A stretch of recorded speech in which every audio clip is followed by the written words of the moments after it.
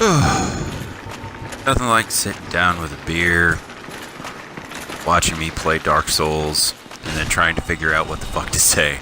What's up, y'all? Hands here with another extras video of me playing Dark Souls and all the shit that goes along with it. This video is going to have a little more in-depth coverage of what you need to actually get to these bosses, because they're a little harder to find, but hope you enjoy it. Okay, well, the next two bosses that I'm going to be fighting in this video, they both require you to backtrack back to the Undead Asylum where you first started the game. So, in order to get back there, first off, you need to go the long ways around through the standard storyline of the game, all the way to the Undead Parish. And in the Undead Parish, especially in the chapel where you actually run into the giant Burning Knight that's hanging out there next to the shrine in the front of the church, across from him are two elevators, which I'm stepping out of and stepping back into now. When you go across to that elevator, step on the first pad and go all the way down, that elevator becomes activated. And from there, actually, when you're seeing me descend down, you can probably see the platform like right there. Yeah, I almost stepped on it. You can step on that platform, and from there, do a little bit of acrobatic work to make your way onto the tower on the side. Okay? And from there, you make your way all the way up the tower, and that, and up to the nest that's sitting at the very top of the tower. And you press A, and you crouch down as an egg, and that will transport you to the Undead Asylum.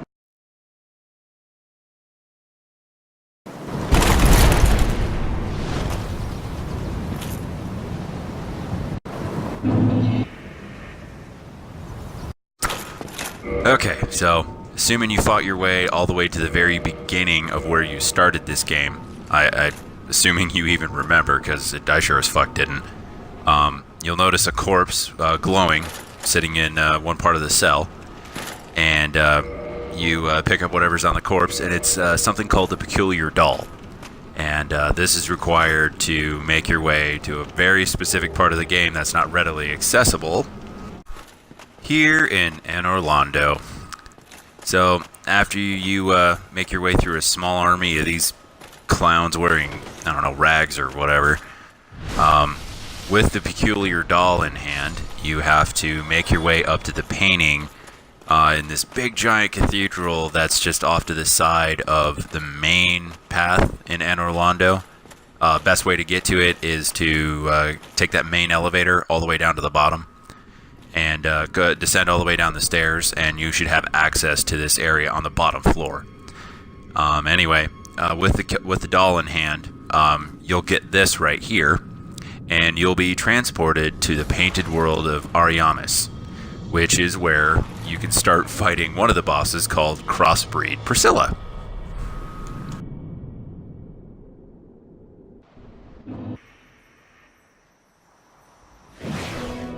Okay, now that we got all that preliminary shit out of the way, let's work on some prep for gear for fighting the Stray Demon in the Asylum Ruins. First and foremost, you're obviously going to need weapons. In this one, I kind of goofed a little bit, and I brought with me that Lightning Lucrine. I think I pronounced that correctly. When I'm actually in the fight, I don't use that at all, but I figured I'd bring it just in case. But what I wanted to showcase was the fact that this guy is actually vulnerable to being afflicted by bleed. So that's one of his primary weaknesses right there, is you can actually afflict him with bleed. So I equipped a claw since it's relatively lightweight and wouldn't affect with my equip load too much. And then in addition to that, I also equipped a wand, a catalyst, so that I could cast some sorceries, in particular the one that you're going to see in the next video, because it's actually kind of important, or at least I thought it was. And then in addition to that, you're obviously going to need a shield, and for this one I decided to bring the Crest Shield because the Stray Demon down below the Asylum actually inflicts both physical and magic damage. Physical through just standard attacks, and then magic damage through I don't exactly know what the attack's called, but it operates a lot like the Wrath of God's Miracle in that it deals an area of effect magic damage kind of ability, but he can actually trigger and target wherever he wants it to go. In any case, I also equipped my Elite Knight set, which is almost fully upgraded, and overall probably the best defense in terms of armor segments that you're actually going to get. Solid standby, would recommend to upgrade first before you start getting too particular. And then in addition to that, for rings, I'm going to equip this Spell Stoneplate ring for extra magic defense. And then in addition to that, I'm also going to equip Havel's ring so that I can equip all of this stuff and remain reasonably mobile too.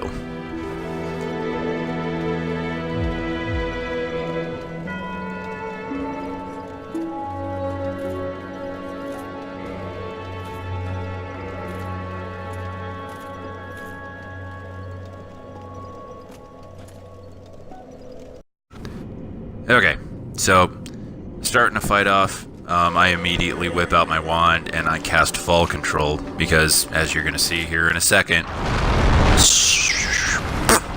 yep, right there at the bottom. Without Fall Control, you're actually going to take a fair chunk of damage before this fight even starts, which is setting yourself up for failure.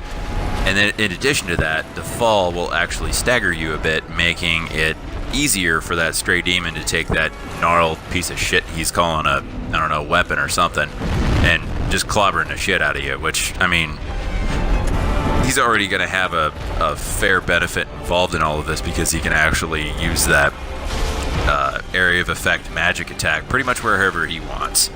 It's kind of annoying. He can literally cast that wherever and just, I mean, he can like literally throw that shit behind you and completely negate your shield. It's kind of bullshit, but again, it wouldn't be Dark Souls if it wasn't bullshit, so whatever. Anyway, like I said before, he is relatively weak against bleeding. So if you have any weapon that inflicts bleeding that you absolutely love using, whip it out for this fight, because it will be super effective here. Believe it or not, this boss's slash resistance, which usually coincides with any weapon that actually deals bleeding, is actually the lowest physical stat that he has. So yeah, you should definitely double up on those if at all possible. His elemental resistances are pretty much from strongest to weakest, like naturally, magic, fire, and lightning, I believe. So if you're looking to like custom make particular weapons for this fight, something that deals slash damage, bleeding, and lightning would probably tear this guy into fucking pieces in a matter of seconds. So, food for thought. In any case, if you're reasonably min-max about this sort of thing, I would probably suggest picking out some personal gear or like armor equipment that's much better at blocking magic than anything else. The only reason I even picked up the Elite Knight set is because it's just it's solid defense overall. But for this particular fight, he spends a great deal of his time spamming that fucking area of effect attack that deals magic damage, and you know, you should probably just stack up on that to make sure that you don't get the crap kicked out of you every time you're fighting this dude, because me being a cocky asshole, it actually got me killed the first time. You know, just simply trying to walk up to him with a two-handed weapon and just clobber the shit out of him because he just kept spamming that area of effect attack and just beat me up.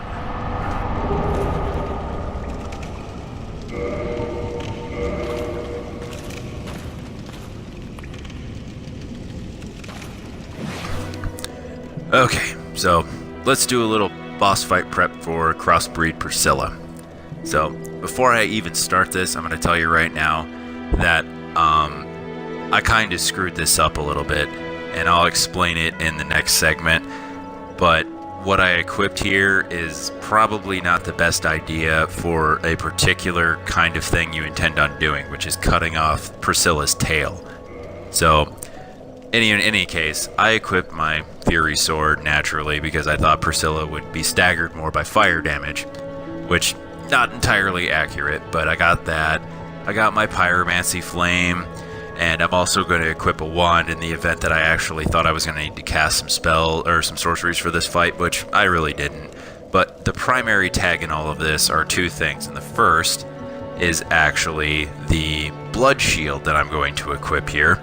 And the Blood Shield actually substantially increases all of your stat resistances, and Priscilla deals bleed, like a shit ton of it, and that in itself can kick your ass. Not to mention the fact that she actually deals a fairly substantial amount of just physical damage, and she's also invisible. So yeah, you just need a solid amount of bleed resistance. And then with the Blood Shield, my Elite Knight set almost fully upgraded like I had equipped in the last segment, and two more rings here that I'll show you in just a second. Well, one in particular.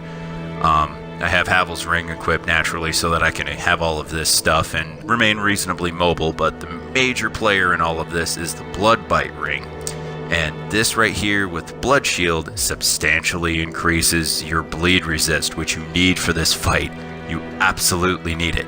It's either that, or you have to wait until you have the golden opportunity to actually eat a red moss piece, which you may never get. So here we go.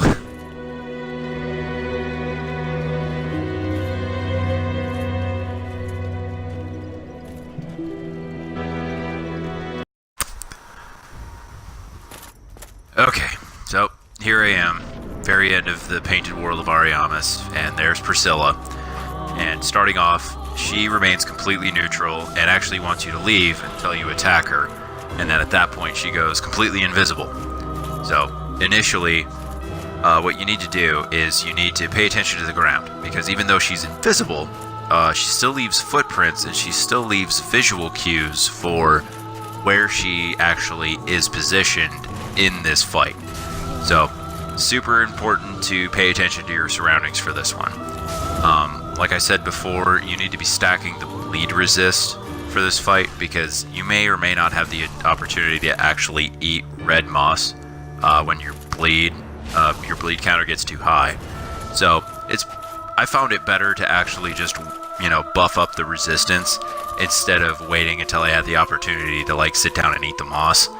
That way, it's just one less worry you have to concern yourself with in the middle of this fight. The primary concern is Priscilla is technically a dragon, and if you can cut her tail off, you can net yourself a rare dragon weapon. And because she's invisible, that in itself is actually a huge pain in the ass. So, part of your gear selection for this, which I didn't do initially because I need to get good, brah, is you need to find yourself a weapon that isn't too terribly upgraded that you can use for this fight, and with proper positioning, you can actually inflict a couple of damaging swings on her tail. Like, if you find out where approximately she is, you can actually dash ahead of her a little bit, turn around, and, slash so you can actually hit her tail, or something along those lines. But that's the primary issue with this fight, is that you need to try and lop her tail off for the rare weapon achievement, because I believe this dragon weapon is actually a part of that. In any case, one of the plus sides, or a couple of the plus sides, is if you do it right, you actually net yourself a rare dragon weapon, and you also gain Priscilla's soul, which you can in turn use for either extra souls or a rare weapon on top of that. But the downside is that you can't invade here as a red spirit anymore, which kind of stinks. Alright, well, y'all, I want to thank you for watching, if you are watching, and if you are and you like what you see, I would really appreciate it if you could share this shit with your friends and show them what I'm up to. Because as much as I like making these videos, I would absolutely love doing all this shit in my spare time for more people. Because I like doing this. This is what I do for fun. So, in any case, stay tuned. We're coming. Later.